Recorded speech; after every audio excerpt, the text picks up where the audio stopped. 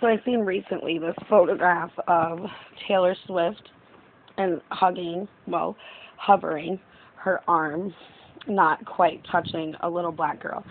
And the media was trying to portray it as if Taylor Swift was racist. However, there could be two things. One, the media is cruel and playing games for, to make it look a certain way. However, the truth really is much deeper and much darker because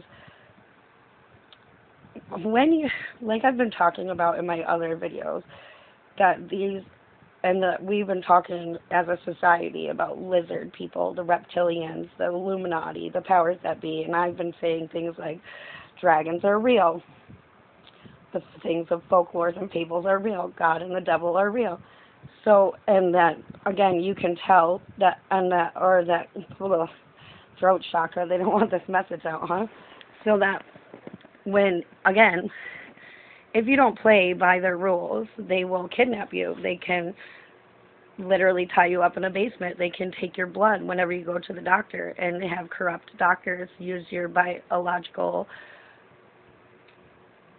blood and fluid to skin cells, hair, and they can grow a skin suit to put over a cyborg robot, or they can even leave the regular person and implant a chip and use like skull, voice to skull technology or a computer program to make people act according to their, malicious desires. So, again, we know, too, that there's been speak of blood sacrifices and things to come up through the secret societies and these things and whatnot. And I was telling you to be mindful, too, about the eyes changing, body language, dark sunglasses, bone structure, nonverbal cues when you speak about Jesus or God and things of light. So when you wear the armor of God, okay, when you really walk with Christ, demons and dark entities that can't touch you, they can't touch you. So even in my personal life, recently I was walking to a different part of town, and some guy was mentioned something about my tattoo, and the tattoo on my arm is a tribute to my dead mother, to which he had called Medusa. So, and again, I had made a video about being mindful of letting people touch you because energy transfer is real, just like entity transfer is real. So they use your dreams or your body, by contact, or gifts, with spell work or attached demonic entities and things, illnesses, poisons, whatnot, and what have you. But when you are fully in God's armor, they can't touch you. So even though the guy said something and he was trying to play it off again, I don't think calling the tattoo Medusa was disrespectful. And if you've seen the tattoo, you would understand, even because, again, he was far away, why maybe he said that. Oh, excuse me. So, again, he went to, ask to hug me, and I tried to dap him up. But, again, his arm could not, he didn't pound it. And then even when he hugged me, he went to hug me, he hovered. He could not embrace me. He could not make contact with my skin because, too, he had ill intentions and he was trying to pass on bad or energetic or spiritual corruptness. Because I walk with Christ, because I walk fully in God's armor, they can't touch you. So the reason that Taylor Swift was not touching that little girl is because little children are pure. They're pure. They're closer to God than anybody. So it had nothing to do with skin coloring other than if you look at Taylor Swift in that picture, she's not the Taylor Swift that we all knew and loved all these years. She's either been sold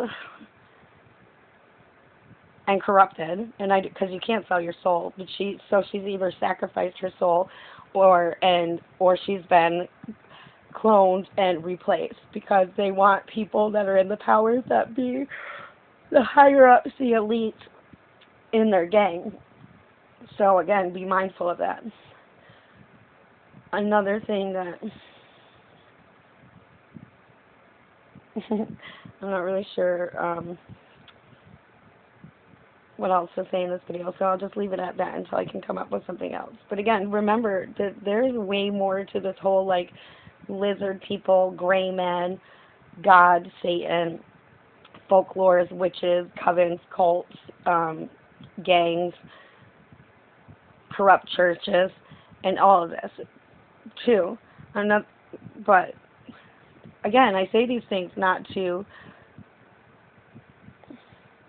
gain money, not to gain fame, not to go against the grain or to cause fear or anything, but to really enlighten and protect people. And also because God called me to. Many are called, but few are chosen.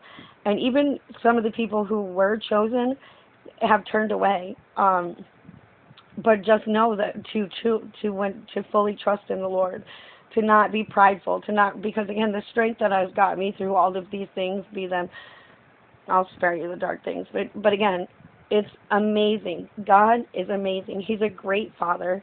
He loves His children, the goods and the bads, because again, none of us are bad. We all have a different capacity and tolerance for life, and just like in the 3D or your personal relationships, be it family or friendships or partners, you have to even with your children, you have to set boundaries. Even God sets boundaries and builds walls, because you have to make a choice. And you can't just keep choosing to do bad. But anybody who chooses to walk with Christ and is now a new person. So whatever you've done in the past, it's washed away. You don't have to worry about it anymore, especially if you're really repentant, if you really have faith.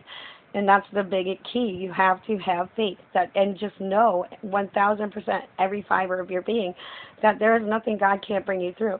And again, when people get mixed up and when they pray, they're like, God, give me courage. God, give me patience. God, give me this, give me that. But again, God is not going to just hand you these things pretty in a little box. He's going to give you moments to show your courageousness. He's going to give you moments to endure things that are hard so that you know your strength when you ask Him for strength. When you ask for patience, He's going to put stops on all of the paths of your life so that you can learn to be patient. So you can learn everything is a blessing and a lesson, because even in the hardships, there's beauty in the suffering, and the suffering is only in your flesh and in your mind. It's in your heart. These things are not of God. God is a spirit. It is the intention. It is the love and the hope and the light. So I hope you have a good day today, and that anybody who is not walking with Him turns to Him at any time each day. You ask Him to intervene, because there's no prayer or acts that heaven won't hear and that God can't forgive, or that unless you don't repent, right? You can't just keep saying, I'm sorry, God, help me, get me out of this, and then keep doing the same thing.